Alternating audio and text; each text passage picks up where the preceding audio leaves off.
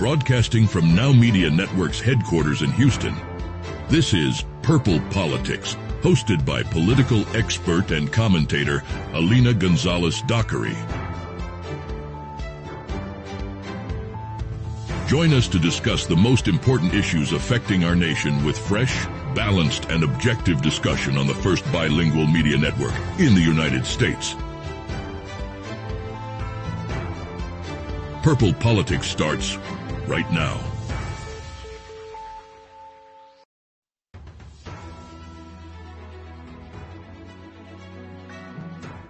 Broadcasting live from Houston, from the space city to the world, you are watching Now Media Television.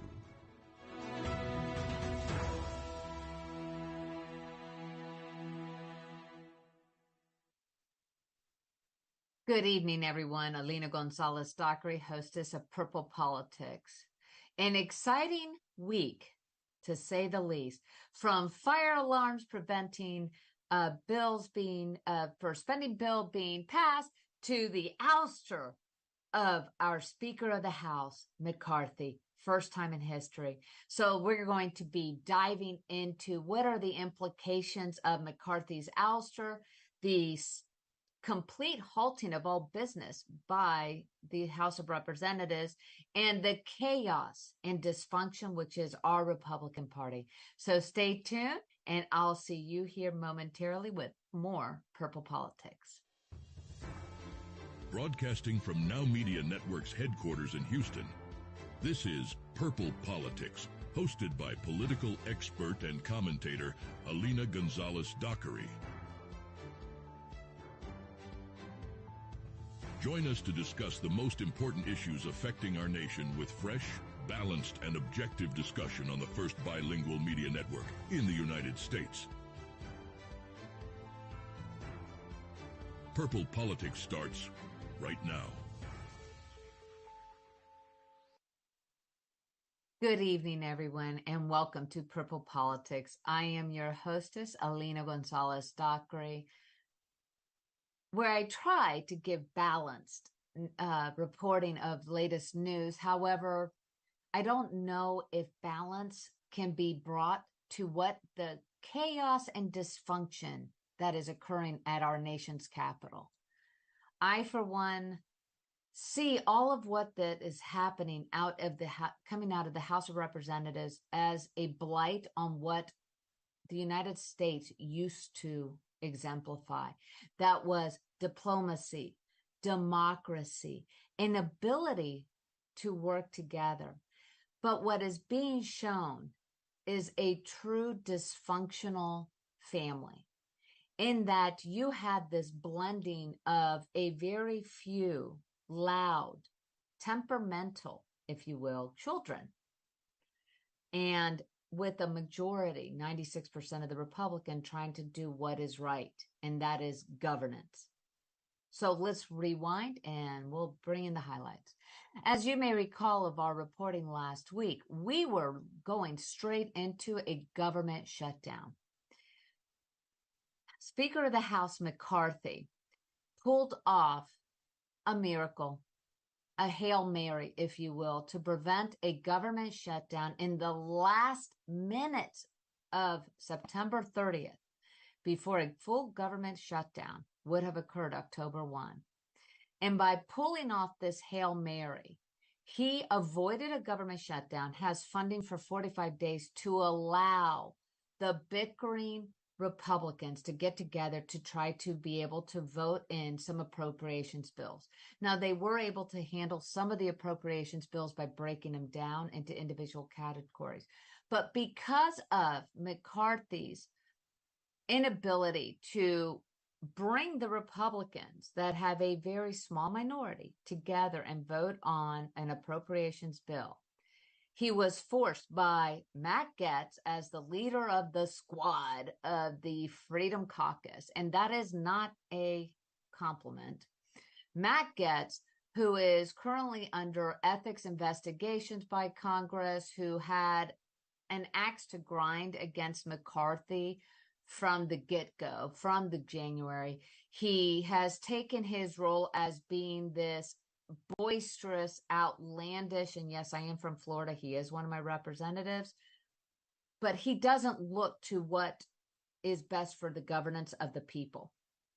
Because regardless if you are MAGA, you are a Republican, you are a moderate and independent, give kudos to the Democratic Party. The Democratic Party does not air their dirty laundry in public. They actually hold true to what their party is going forward. But also, as Newt Gingrich came out, flabbergasted, he was absolutely calling for the not only the censorship, but the ousting of the 5 Freedom Caucus Republicans that sided with the Democrats to oust, for the first time in our history, the Speaker of the House, McCarthy. Representative McCarthy has been seen as always having a positive outlook. He is probably one of the most conservative speakers of the House that we've had, especially since Newt Gingrich's time. But what has our Republican Party come down to? It has illustrated what is occurring in the House of Representatives is you have a power-hungry 5 that wish to rattle the cages, be boisterous, demand that their needs be met, like petulant little children. And they went against 96% of their fellow Republicans and joined and garnered huge accolades from extreme squad members of the Democratic Party, like AOC's and Omar and such, to oust McCarthy and put us in a tailspin. We have less than 40 days before the government shutdown looms. We have an inability by this select few that many who are up for re-election and are seeing this, much as Nancy Mace, one of the representatives that sided with the Democrats to oust McCarthy, has stated that, yes, she is using this as a campaign ploy. So Gaetz, who has always had a personal vendetta against McCarthy, who is also up for re-election, who some have said has bigger plans in the future to run for governor of the great state of Florida. What this has completely done is shown not only the chaos within and the fracturing within a party, but also that for anyone who goes forward and gets elected as Speaker of the House, they have this group, a very small group percentage, that can hold hostage our government. Because whether our next Speaker of the House is Jim Jordan of Ohio, a second most powerful Republican in the House, someone who is very well respected, and some say Trump would most likely endorse, or even Steve Scalia, representative from Louisiana, he has thrown his name in the hat. First of all, kudos to these 2 gentlemen willing to step up and become a leader of this House, because even though we have an interim Speaker of the House whose sole purpose really is to run the House for the purpose of the election of a new Speaker, and has effectively thrown Nancy Pelosi while she was at the funeral services for Senator Bernstein, Barbara Feinstein, that this is the only thing that he can do. Our House has completely come to a grinding halt. I mean, put on the emergency brakes, it is a halt. No business can be done. No impeachment inquiries, no subpoenas, no further judiciary committees, no more appropriations bills being able to be even debated. And let's go back to why is it that when Representative Byron had an incredible appropriations bill that was across the board agreed to with huge cuts, and more money to our military and security borders. Why was that not even been able to be brought to the floor for debate? Because of Representative Getz, who blindsided and went after a fellow Florida Republican, a fellow Florida Freedom Caucus member, and completely went against him and refused to allow that to even be debated. Oh, and I am sure I will be blasted being called a rhino or some other scathing, name calling. I mean, my goodness, you have, of all people, Newt Gingrich is now being called a rhino. A former Speaker of the House, Newt Gingrich, who understood the importance of building coalitions and bridging differences with then former President Bill Clinton to help us come out of a recession and to be able to propel our country forward, is a rhino, then I will say, for all of you who wish to have a governing body actually looking at what is important for you, what is most important for families who are struggling to buy eggs, who are struggling to pay for utilities, who are depending more and more on credit cards that are at 30% interest, who are not even making it paycheck to paycheck to provide for themselves, who are looking at astronomical interest rates on mortgages and rent increases and car payments. That if this is the governance that you want, then yes, it is time to primary up this faction. Because the reality is no matter if it is a super ultra conservative Speaker of the House or someone who is probably just a Ronald Reagan run-of-the-mill Republican, you are still going to have to face the same challenges that McCarthy has. One, you have to deal with Matt Gaetz and his lovely little squad of 5. You also have to deal with the reality that the Senate is a Democratic Senate. You also have a Democratic-controlled White House. So there has to be negotiations. There has to be diplomacy. There has to be consensus building. But more importantly, let's look at the makeup of both chambers of Congress. They are almost equal, almost 50% each. That is indicative of our American population, our United States of America. About 50% voted for Biden, 50% voted for Trump. There is no clear majority. What does that say to us? What that says is our elected officials need to open their eyes to the reality that you do not represent an extreme position, whether it's an extreme progressive position or an extreme conservative anti-woke position. You are elected to govern.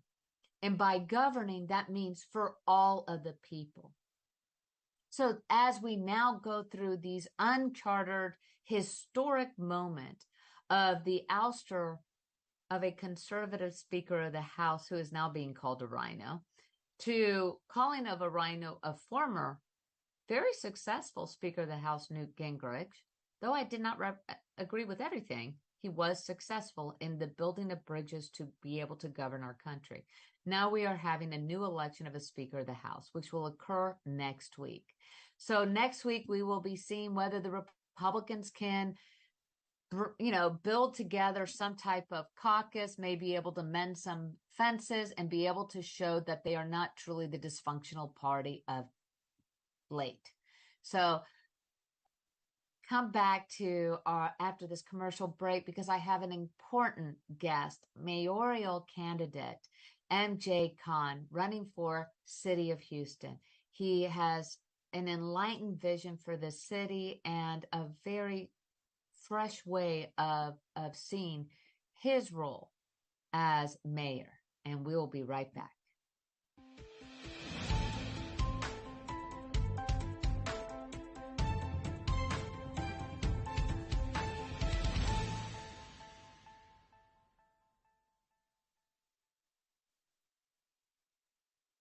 Hi everyone, I'm Clara Capano, and I am so excited to announce that my new TV show, Be Productive, is airing now on Now Media.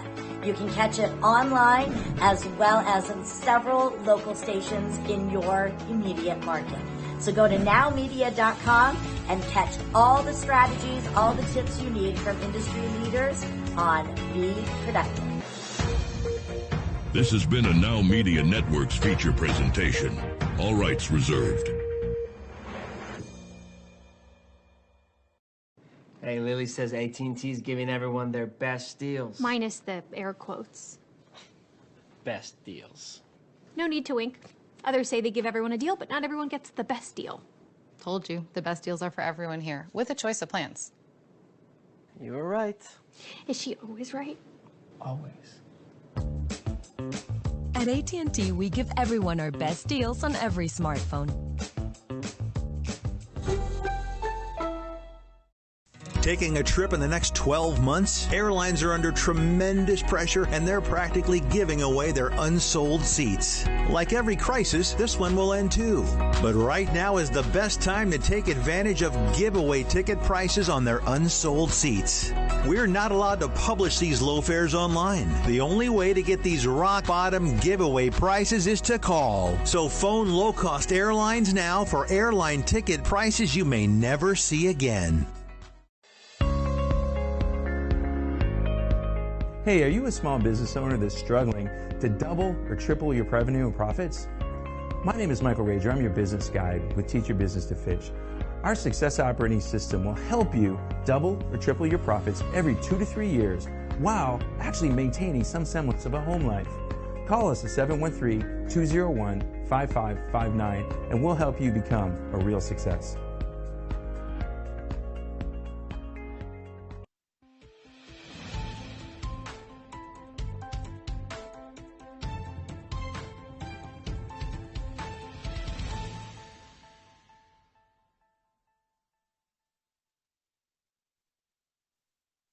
Welcome back to Purple Politics. From the American capital, we are now going to be focusing on Houston, Texas, our Lone Star State's beautiful city, where we have a mayoral election coming up. I am honored and thrilled to be joined by MJ Khan, a prominent figure in Houston's political landscape, with such a rich history of public service and community leadership. As a mayoral candidate, MJ Khan brings a wealth of experience and a deep commitment to the city, which he calls home.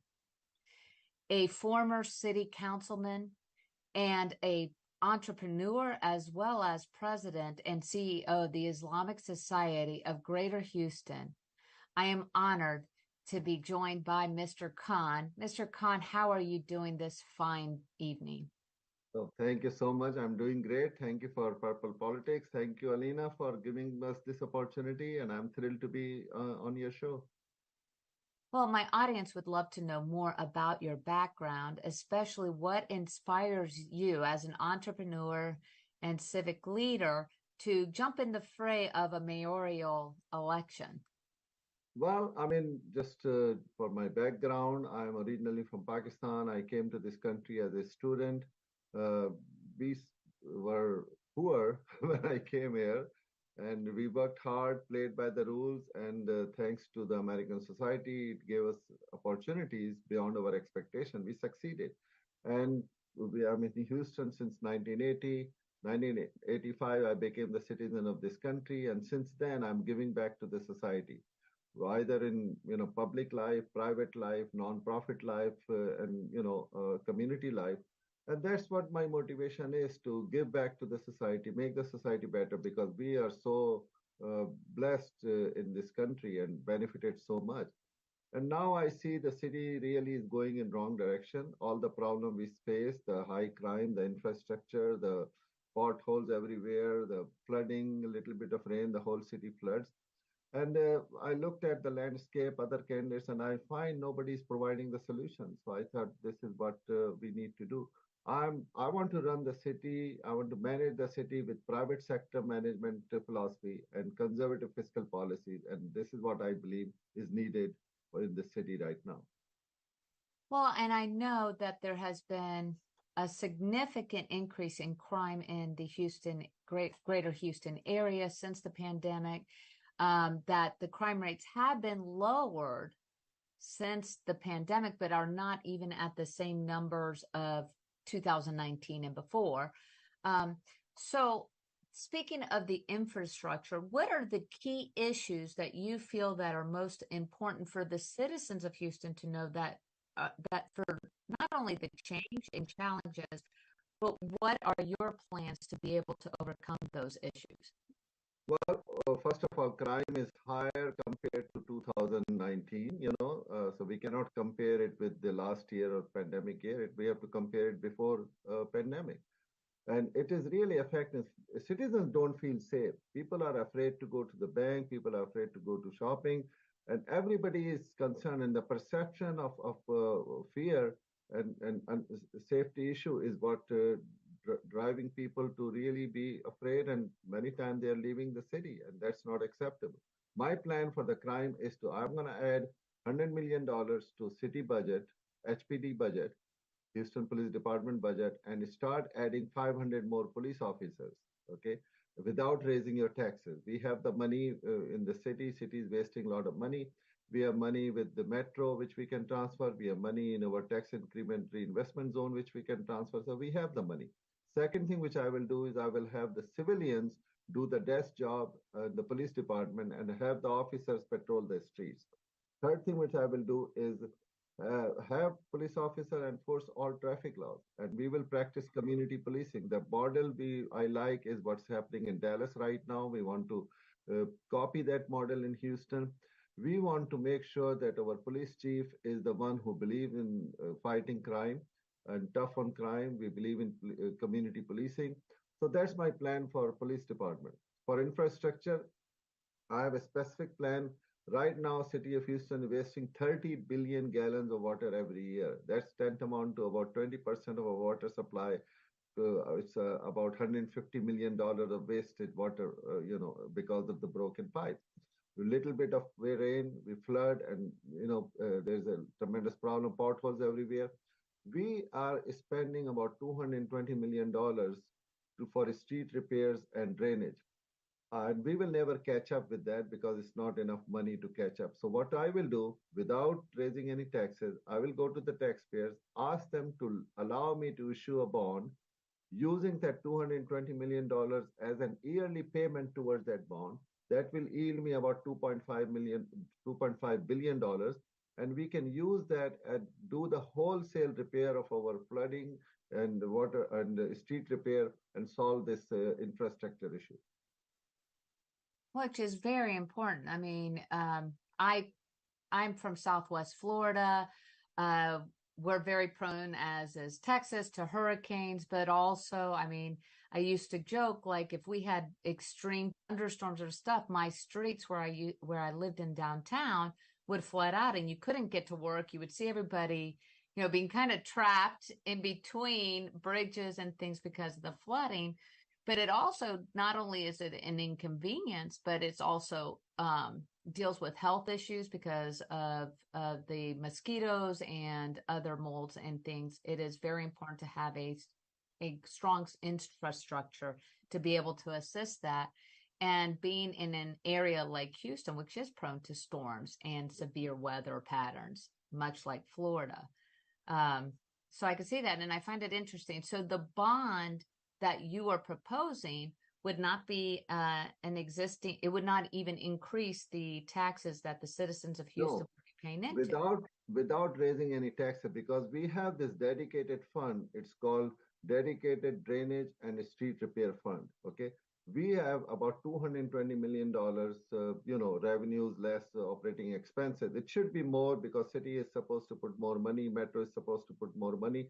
But even the $220 million, that's in the lockbox. That's money will continue to grow as we pay down the other debt. The rest of the money will stay there. So it will not raise any taxes, but I will use that yearly $220 million. Instead of using that for street repairs, I will use that as a bond payment and get a bond which will yield me about $2.5 billion. And then we can do wholesale repairs and take care of this infrastructure issue once for all. And by the time we do that and the bond is paid, then we will have enough money in this pot to do the yearly repairs. Well, and that seems like such an incredible idea. A great idea, but ingenious. I would suppose that based on your previous experience being a city councilman, this is how you know of the intricacies of the budgets and what departments and where monies can be pulled to utilize for the best interest of the citizens. Right. Look, I have an MBA from Rice University. I am expert in finances. I have management experience because I'm a businessman. We deal with the management issue every day. We negotiate with people. We, manage the employees, and it's a leadership position. This is not a legislative position, and that's what sometimes people make a mistake, that legislators who are lifelong politicians, that they can manage the city, and we have seen them fail time and again. And that's why we need person with the management experience, fiscal expertise, and know-how of the city, and a proven leadership. And that's what I bring to the table. Okay. And then Houston has such a diverse population of many, it's a very multicultural city. And how do you plan, sometimes based on the different cultural beliefs and strategies, there sometimes can be a bit of conflict or challenges in dealing with this. How would you be able to represent all of the multifaceted population that is in Houston? Well, first of all, we celebrate our diversity, okay? And our diversity is our strength. And we have not, look at Houston. Whenever Astros win the World Series, we don't trash the city. When we have a power failure due to ERCOT, like last year, year ago, there was a freeze and we lost power for several weeks, literally. We don't go and start looting. So our citizenry is very respectable, very important. We celebrate our diversity. And I represented the Southwest Houston, which is the most diverse district in the city, okay, at that time. And I always used to say, what is my district F, it is called, is what Houston will be tomorrow and what America will be in few decades, okay? We have a very diverse population in that district, both Hispanics, Blacks, Whites, Asians, so that's really, and that's what when I served that district, constituents used to feel that F stands for Forgotten District. By the time I left 6 years later, they all believe that F is standing for First District, thanks to my mayor and council colleague that they approved the project.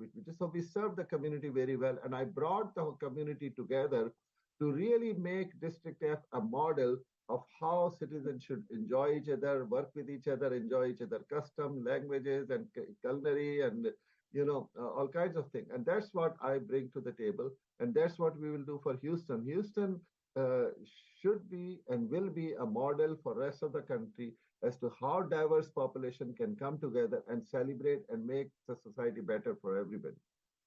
Well, and thank you so much, Mr. Khan, for that wonderful response. We are going to cut to a commercial break, but stay tuned and return to Purple Politics, where we're going to dive in deeper with mayoral candidate MJ Khan and his plan to bring Houston not only out of the post-pandemic era, but into the future. And we will be right back.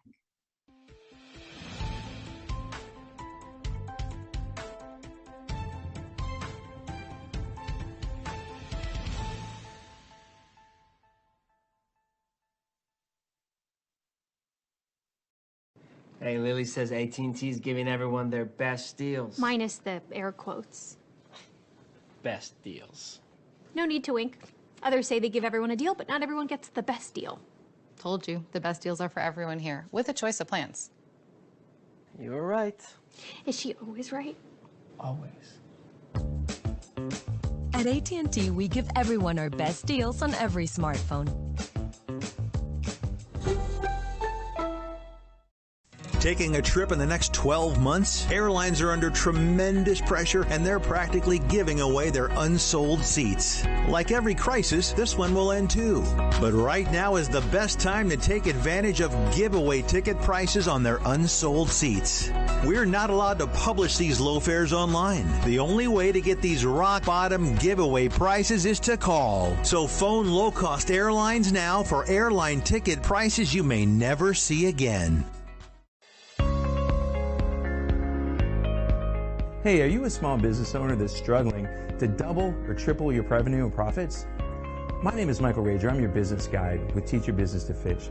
Our success operating system will help you double or triple your profits every 2 to 3 years while actually maintaining some semblance of a home life. Call us at 713-201-5559 and we'll help you become a real success.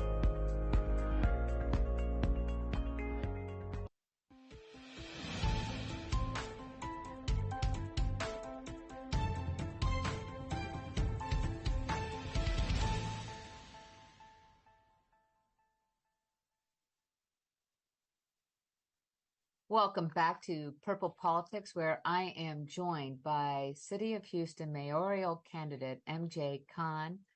Mr. Khan, Houston being such a large city, obviously you have a pool of opponents running for the same position. What differentiates you from your fellow candidates? My management experience, my financial expertise, my knowledge of the city, my proven leadership, but most importantly, I am known as an honest person and ethical person. My ethical standards are highest. I will manage the city with highest ethical standards. I think that's what's missing in the city. If you look at the city of Houston, we have bloated bureaucracy, mismanagement of the city, and tremendous influence of a special interest in the city. And that's what wasting your tax dollars. I can give you examples after example. We have in Galleria, we have a BRT line. That's a $200 million project which was done promising the taxpayer that 15,000 people will ride every day. Now only 944 people ride on that. Some contractors became very rich with that $200 million. And did anybody was held accountable? No. That's what we need to change. Right now, we are doing affordable housing project, 350 square feet units, which is like a cubby hole, right? Each unit is costing taxpayers about $300,000. I can buy, single family homes for less than $300,000 for these 149 people. So that is the kind of thing which is happening. And that's why I'm different than other candidates. Some of the candidates are lifelong legislators. And they have a really problem with ethical issues. Their ethical standard seems to be, what can I get away with? So if somebody in legislature for 50 years and they have become an expert how to push the limits on conflicts of interest, that's not what we need in the city. What we need in the city is people with highest ethical standard. Because look, at the end of the day, Mayor of Houston is the chief executive officer, but it's also a leadership position. Mayor of Houston is supposed to unite the whole city and work with other entities like county, Harris County, school board, metro, state, leaders, federal leaders to bring the city resources to make the quality of life better for everybody. And that leadership skill is what differentiates me compared to the other candidates. Well, and especially, let's put it this way, when the world is looking at the United States and with what I call the three-ring circus that is occurring in our capital, and you see it in other states, it, at least as for myself, a constituent and a very proud American and love my city and my state and stuff, I want a representative that is there that will improve the circumstances that we are currently living in, because we have to look forward to our future for our children and beyond. But also there is so much, what some would say, corruption because of that thin line between going through, helping and assisting the lobbyists gain like that railway. And trust me, we had our own little boondoggle of a rail being purchased here. So that is such a balance. But Houston being such a large city, an integral part of the economics of not only for the city's economic growth and experience, but also for the state. How do you see the mayoral position of leadership, CEO, doing that fine balance between working with state, county, but also national? Because you do have that effect, especially with the space. I mean, look, you're right. In the big picture, we have seen that our politics is really broken right now. Whether you look at, federal, state level, I always used to joke that our system is government of the people, by the people, for the people. It appears that our Congress is like government of the lobbyists, by the lobbyists, and for the lobbyists. My history is I have never catered to special interest, okay? When I was in the city council, I will not even meet with the lobbyists. I will have them, okay, if you really have something, just you can meet with my staff and present your point of view. I am not beholden to anybody. None of these special interests and lobbyists are giving me campaign dollars. My campaign funds are coming from average Houstonians. And I'm proud to say that most of my campaign dollars are like $2, $5 from cities of Houston, which have suffered a lot. Look, Houston has gone through, Hurricane Harvey. Houston has gone through pandemic like everybody else. And now this horrible inflation is breaking Houston's back. And that's where you need somebody who works for the citizens of Houston and is only beholden to the citizens of Houston in search of a special interest.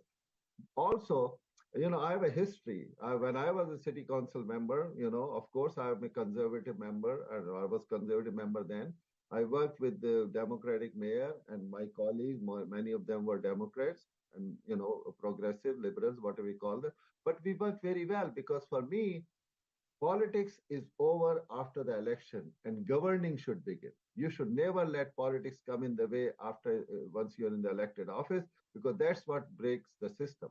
And what I do when I deal with people, when I negotiate with people, when I am talking with my colleagues about getting some resources for the district which I represented, and this is what I will do for citizens of Houston, I let the merit of my position do the convincing rather than politics of my position do the convincing. And that brings tremendous results because people can overcome the politics if they trust the person who bringing the issue in front of them. And if it makes logical sense, then we can get things done.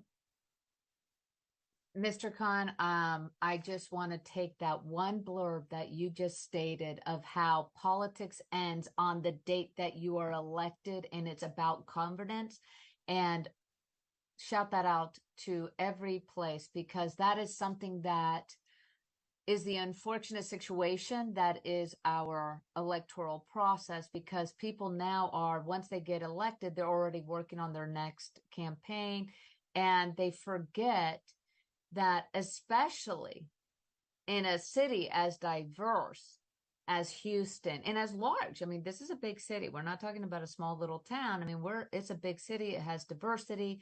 It has a huge economic impact, not only locally, but throughout, nationwide, that it's about coming together, building the consensus, doing what is best for the Houstonians, and that growth for the city overall. And speaking of that, we are all facing inflation, whether they want to call it inflation or not. I mean, it's the average family is literally depending more and more on credit cards to cover for the bills, but also being able to buy groceries, things of that nature. You have rents that are through the roof.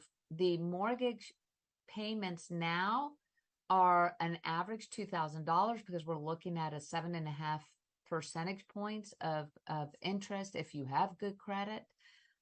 What is your economic development plan for the city and for the benefit of your citizens? Number one, I will not raise your taxes. A lot of these candidates, almost all the other candidates, are on record saying that we are under revenue cap. We cannot collect more money from property taxes over and above inflation and population growth, right? Most of the other candidates are on record saying that we will do away with the revenue cap and get more money from your pockets.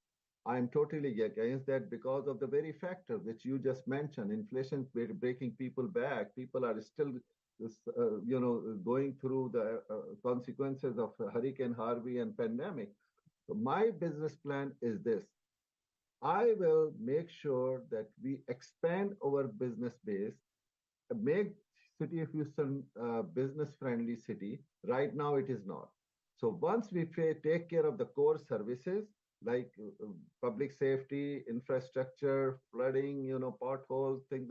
Once we clean up the city from the influence of a special interest and make the city bureaucracy work efficiently, permit department is a horrible mess. Sometimes it takes years for people to get the permit to do their projects.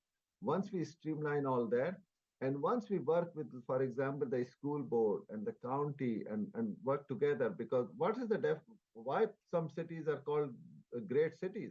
It is because the city works for the people, city is safe to live in, city has a friendly atmosphere, schools are good, and business opportunities are easy for new entrants to go and conduct their businesses.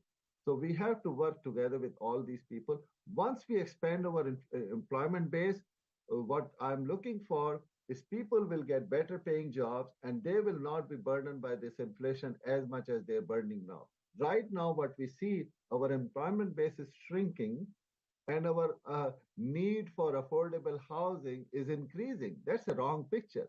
What I want to do is employment base to increase so people get better jobs, more, better paying jobs, and people come out of this poverty level and move up on the society to the middle class. That's what I want. I want people to be entrepreneurs. I also have a plan to start a microcredit program for some areas which are historically, left behind area part of town.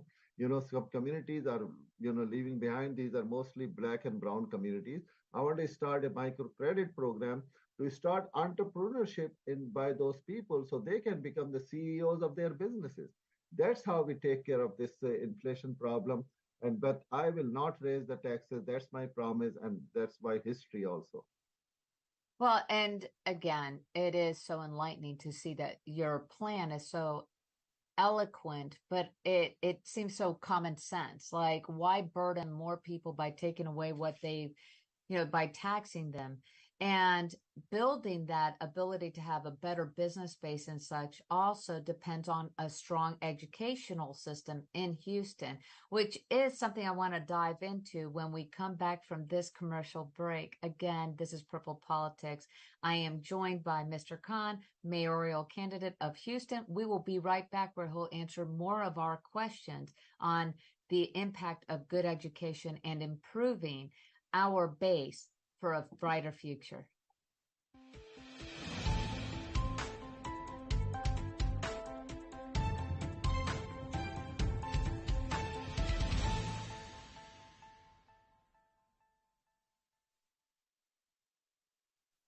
When I was in foster care, I never knew when I would have to move, so I always had my suitcase ready to go. Then one day, I was adopted. My new parents opened their hearts and home to me. My parents cook my favorite breakfast for me every morning. My parents take me on trips I never thought I would go on. They gave me a home and an even better reason to use that suitcase. My parents aren't perfect, but they're perfect for me.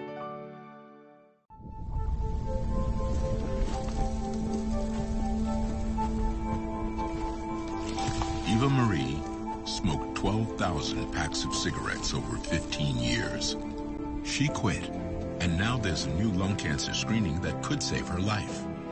You stopped smoking. Now start screening. No matter how much you smoked, early detection could save you. Talk to your doctor or learn more at savedbythescan.org.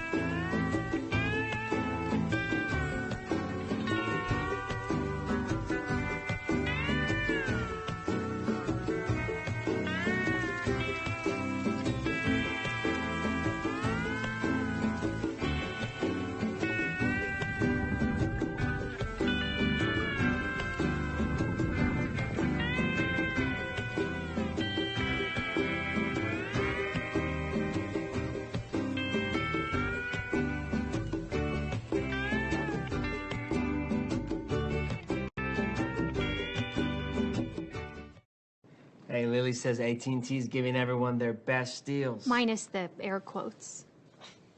Best deals. No need to wink. Others say they give everyone a deal, but not everyone gets the best deal. Told you, the best deals are for everyone here, with a choice of plans. You were right. Is she always right? Always. At AT&T, we give everyone our best deals on every smartphone.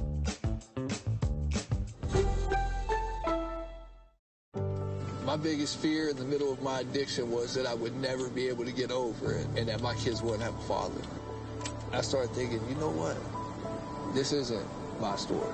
For the longest time, fear held me back from ultimately being who I wanted to. I had to become a better man to be a better father. It's important to me that my kids are empowered and truly believe that if they can think it, they can do it.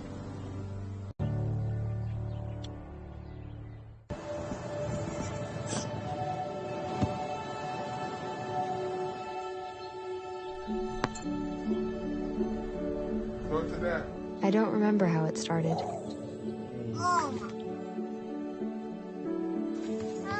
Our back and forth. Victory. Fumble. Repeat. It always came back.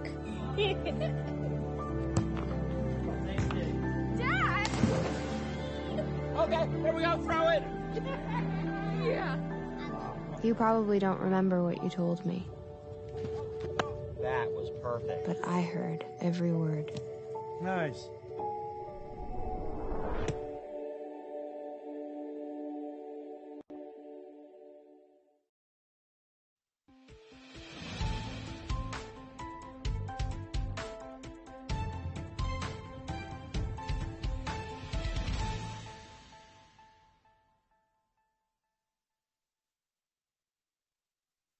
Welcome back to Purple Politics, where I am joined by MJ Khan, candidate for mayor of the great city of Houston.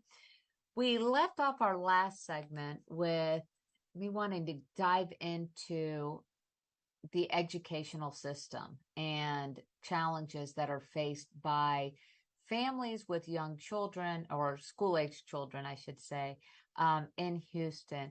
What do you feel is the biggest challenge or issue that needs to be addressed by you as mayor and the city council? Well, I think that as citizens, our number one priority in the society, and that takes care over and above everything else, is the education of our young people, because they are the future of our society. And the society will not function well and not be the greatest society which we have unless we educate our young people to the best possible. And not everybody gonna be a doctor, or not everybody gonna be this or that, but they will find their own niche in life. They will find their own expertise. Our duty as a society and the leaders of the society is to provide them opportunities to get the best education. And now, as you may have heard, Houston School District has been taken over by the state because of the failing schools, whatever. Now, the politics of that aside, it is an embarrassment for Houstonians that we could not take care of our schools ourselves, and the state has to come and take it over. So I want to do away with it. I will work with the state to make sure that HISD, our school districts, goes back to the elected school board, and I will work with them. And I want these our young people to be educated, not just for jobs, but also for like entrepreneurs, business people, thinkers, philosophers, making the society, leading the society in the right direction, either with their, leadership in business or leadership in public life, or being a great poet or philosopher and motivating people to be better for everybody else. That's what I want to do. So education is the key, and mayor does not have any direct control of education, but mayor is a power of influence also. Mayor is the leader who is supposed to bring all factions of the society together. So I will work at the school board, And I will make sure that our students are treated in the most honorable manner. Our kids needs to be loved and they need to be taken care of. And that's what I want to do. And if there is anything which we can do, like after school programs and things like that, I will make sure that once we take care of the core problem we are facing right now, that we invest heavily in those areas to make the quality of life of our students better.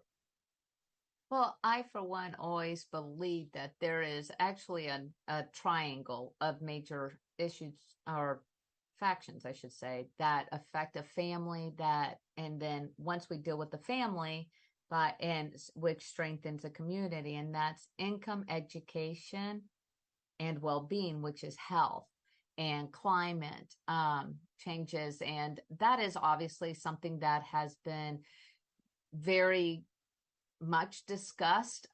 We both live in areas that are prone to hurricanes and other extreme weather.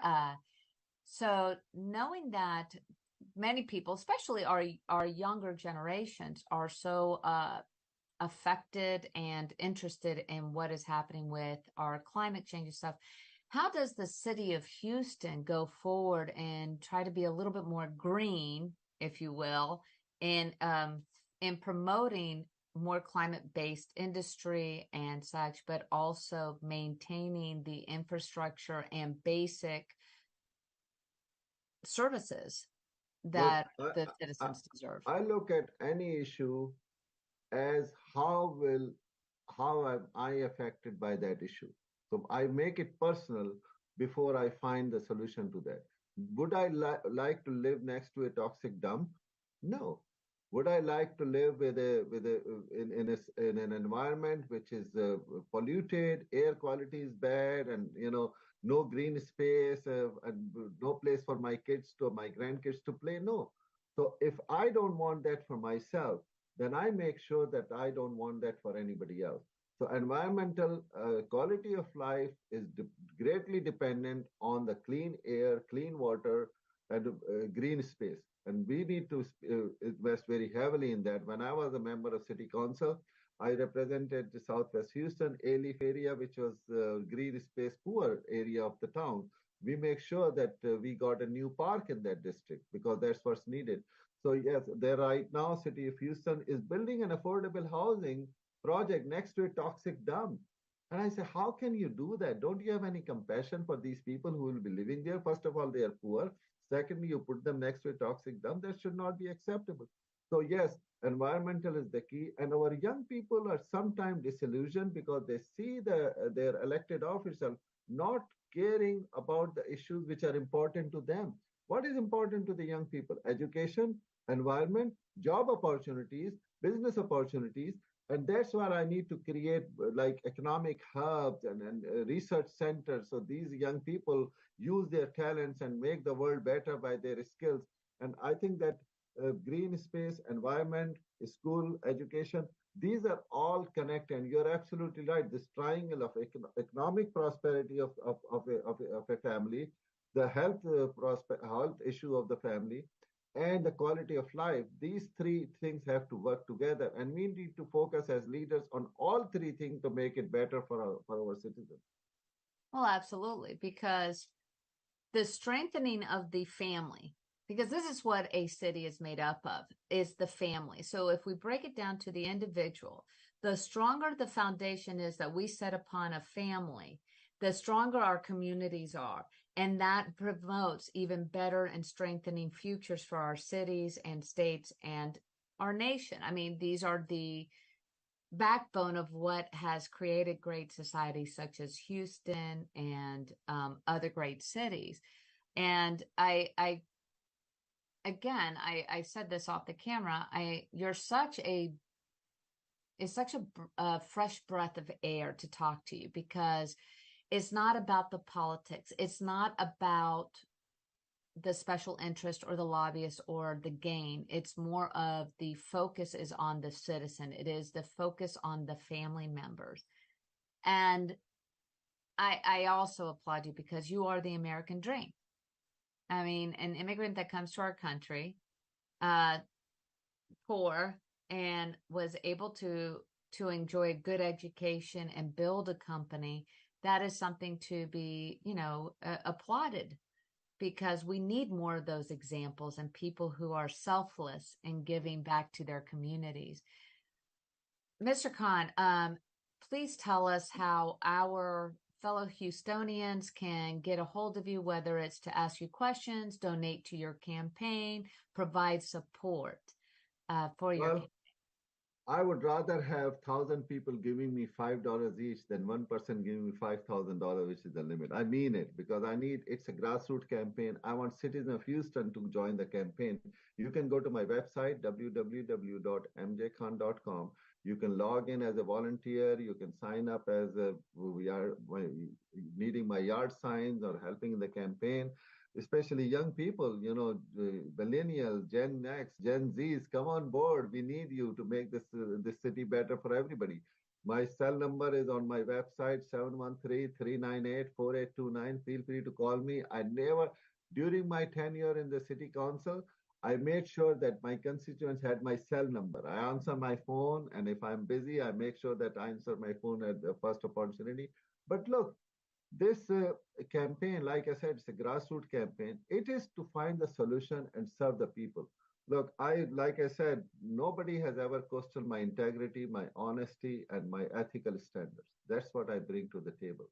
And when we do that, we can really focus on providing the services to the citizens of Houston rather than catering to special interests. There are candidates who are getting a lot of money from the special interest. And why?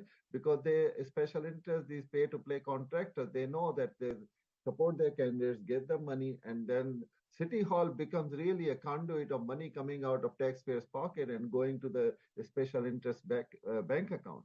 That's what we need to stop. And young people out there listening to this, if you're from any community, if you're white, black, brown, Asian, come on board, because in MJ Khan, you can find a mayor with highest ethical standards who will be serving you and will be responsible and answerable to you. We'll make sure that City Hall is transparent. City Hall is, working with high ethical standards, and only to serve you. And that's what I am that's why I'm running for this position. And I love to have everybody on board. Well, thank you so much, Mr. Khan, for coming up on my show and giving such an enlightening interview. You, again, have really just touched the core of what I truly believe is missing in our current political climate, and that is leadership, building consensus to really go for what is important, and that is serving the people and building the foundation of our citizenship. So thank you so much. Thank you, Alina. You have been a great host. I really enjoyed it. You're very smart, and I would love to have you for a cup of coffee next time when you're in Houston. Thanks to all your team to giving this opportunity, and I look forward to it. And hopefully we will celebrate. Houston will celebrate on 7th of November with MJ Khan as your mayor. Well, good luck to you on your candidacy, and I will definitely be keeping in touch. Thank you. And you're welcome. So, a nice brighter point of leaving the show than where we started it, where we have chaos on the Capitol. We have a Republican Party that is so extremely dysfunctional, to the point that former Speaker of the House, Newt Gingrich, is saying that the squad of 7 should be thrown out for heresy. Then to speak to someone like MJ Khan, who is the embodiment of the American dream, who has sacrificed and continues to show his dedication to improving and bettering his adopted hometown of, I'm guessing, over 40 years now, of Houston. It really comes down to that. This is what Purple Politics is about. It's leaving the monikers that we carry because of who we align with politically or how we register.